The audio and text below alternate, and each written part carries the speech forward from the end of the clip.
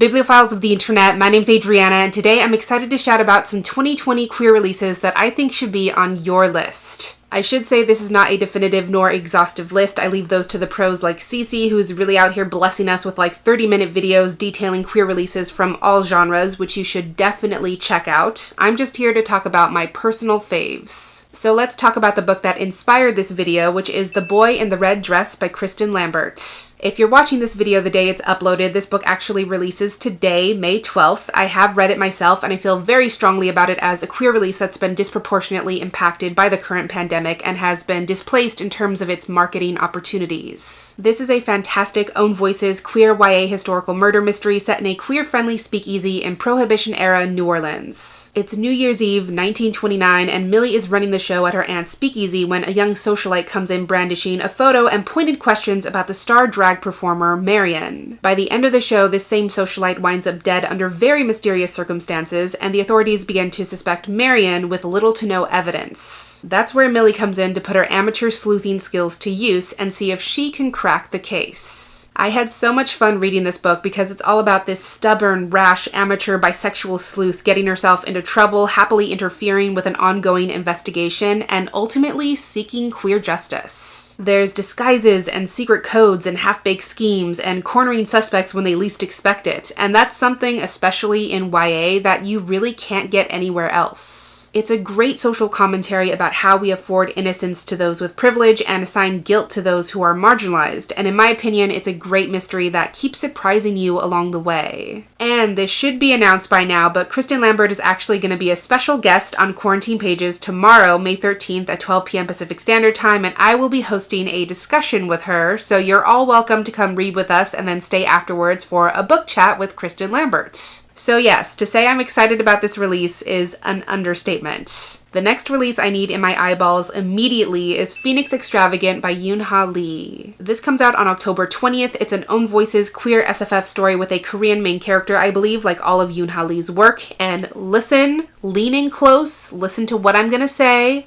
It has a non-binary protagonist. So it's about this pacifistic artist named Gyen Jebi who's not a fighter but finds work painting the magical sigils that animate the government's automaton soldiers. And when Jebi uncovers the depth of the government's corruption, they realize they can no longer separate themselves from politics and its impact on their existence. So we have fantasy elements and magic, we have sci-fi elements, we have a celebration of queerness. There is nothing else I shall want. When Yoonha Lee gives, they give us everything. And I, for one, am so grateful and I owe them a tremendous debt. I actually recently got approved for a digital arc of Phoenix Extravagant and I'm trying very hard not to cry lots. Next on the list is Felix Ever After by Casing Calendar. This recently came out on May 5th. It's an own voices queer contemporary story about a queer trans black boy named Felix who has never been in love and secretly worries that he has one marginalization too many to ever find safety and happiness. All his worst fears seem to be confirmed when one day someone anonymous sends him these transphobic messages after publicly outing him online, and Felix decides that he's going to go all in on this catfish scenario to get his revenge, which in a roundabout way lands him in this confusing quasi-love triangle situation he did not expect. Obviously, the story is going to come with some huge trigger warnings, I would expect, and it may be difficult to read at times, but the power of that cover image alone with a queer trans black boy bearing his top surgery scars is honestly life-changing. I'm hoping to read this one during Pride Month, and I'm really excited to see what the story is all about. Next up is a book that should not surprise anyone because it's Cemetery Boys by Aiden Thomas. Cemetery Boys recently got pushed back from June to September 1st, but it will definitely be worth the wait, I promise. It's an own voices queer Latinx YA story that's very near and dear to my heart about Yadriel, who's queer and trans, and his entire family are brujex, but they will not allow him to perform the brujo rites of passage because they worry it won't work for someone who's trans. But when his primo is murdered and the situation becomes all brujex on deck, he decides to perform the ritual himself so he can summon his cousin's spirit. But he accidentally summons the wrong spirit. Enter the school's resident bad boy, Julian Diaz, who has no intention of going quietly permanently into the afterlife and fully intends on dragging Gabriel into his unfinished business. Get used to hearing about this book and Aiden Thomas on my channel because I will be yelling about Cemetery Boys from now until September 1st and then for like the rest of my life after that because I freaking love it. I did make a full Own Voices spoiler-free reading vlog for Cemetery Boys, which will be down below in case you want to check it out. Next, I have to talk about You Should See Me in a Crown by Leah Johnson. Listen, it was not my intention to talk about releases I just so happen to have already read. It's just a happy coincidence. This comes out on June 2nd. It's yet another Own Voices queer contemporary YA story about Liz Leidy, who's always felt out of place in her rich, prom-obsessed town as someone who is different, poor, queer, and black. She is putting everything she has into getting accepted to a prestigious college where she can study music and medicine and finally break away from her past. But when the scholarship she's depending on falls through, suddenly Liz feels completely hopeless. That is, until she realizes that her school awards a scholarship to its prom king and queen, and if she can somehow scrape a campaign together, this might just be her last chance. This is like the fun, thoughtful, empowering, queer prom romantic comedy we all need in our lives ASAP, and it will make you want to shout from the rooftops out of sheer joy. I mean, this goes for like all the books I've talked about so far, but if I could run down the street and just shove copies of this book in people's hands, I would.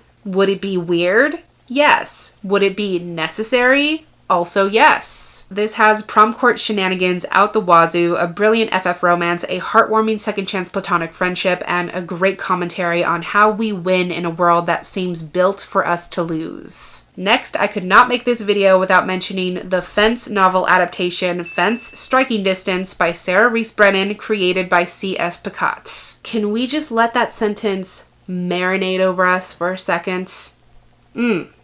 Delicious. This comes out on September 29th. It's an original novel set in the world of Fence, which is a queer sports comic series for those who may not know. It's about Nicholas Cox, the illegitimate son of a world-class fencing champion who is trying to get the training he could never afford by getting a fencing scholarship for King's Row, but he has to win his place on the team first. There he will have to contend with his rival and roommate Saajid as he tries to figure out his place on the team and also on campus. The official synopsis mentions shenanigans and team-building exercises, which fills my heart to the brim with joy. I have made no secret about my love for this comic series, and if there's anyone who can absolutely nail this adaptation, it's Sara Reese Brennan, who I love so much. And I'm pretty hyped because apparently this is the first installment in a series. Next up is a book that also recently released, and that is The Henna Wars by Adiba Jaigradar. Again, if you're watching this on the upload date, this came out today, May 12th, and it's an Own Voices queer contemporary story about two teen girls with rival henna businesses. Our main character is Nishat, a queer Muslim teenager who's already going through it because she came out to her parents and they weren't really on board, and now things are even more complicated because her childhood friend Flavia has made a sudden reappearance. When a school-wide competition encourages students to open their own business, both Flavia and Nishat settle on henna businesses, even though Flavia is technically appropriating Nishat's culture to do so, which only further aggravates Nishat's already hopeless crush. Shouts to both Saajid from Books Are My Social Life and Fadwa from Word Wonders, who are both hosting the author for an interview on their booktube channels this week. Those links will be down below and you should definitely check them out. I mean, second chance friends to enemies to lovers with social commentary about cultural appropriation and complex queer relationships. I feel like I don't need to say anything else. Penultimately, you know I could not make this video without talking about The Summer of Everything by Julian Winters. That's right, folks. Julian Winters is at it again with a new book coming at you on September 8th. It's an Own Voices queer contemporary story about comic book geek Wesley Hudson, who works at a local used bookstore and hopelessly pines over his best friend, Nico. Wesley's summer is turned upside down when the bookstore he works for is threatened by a major coffee franchise looking to buy the property, and his brother comes to Wes for some unsolicited wedding advice. When all of it comes to a head, Wes is going to have to confront his worst fears, adulthood and making choices. Julian Winters can do no wrong in my eyes. He's already proven himself with two excellent books that celebrate queer teens trying to figure out their own path, and this story definitely sounds like even more of that quality content. Also, this bookseller, 90s alt-rock comic book geek aesthetic really speaks to me and is everything I need in my life at this moment. And finally, you know this list would not be complete without Loveless by Alice Oseman. This comes out on July 9th, I believe. It's an own voices queer contemporary story about Georgia, who is aro ace and who enjoys romance from the outside, but obviously does not experience romantic attraction. After a disastrous summer, Georgia finds herself away from home at university, and she is more determined than ever to find love of some kind with the help of Rooney, her annoying yet endearing roommate. So it's about Georgia realizing that maybe love and happiness are two separate things, and that love is not only found in romance. As an aromantic person myself and someone who considers themselves to be on the ace spectrum somewhere, this book is everything I've ever wanted, and I feel like it's a story that's finally going to validate the fact that love exists in so many different forms. I'm so ready to see a story that celebrates platonic relationships, and I have every faith in Alice Oseman to do this kind of story justice. So those are just a few queer 2020 releases that have my heart and my attention in every possible way, and I cannot wait for their release. I would also love to know which upcoming queer releases you are most excited about, so definitely drop those down below in the comments. But that's everything I had to share today. Thank you so much for watching this video. I really hope that you enjoyed it, and I'll catch you on the flip side of the page.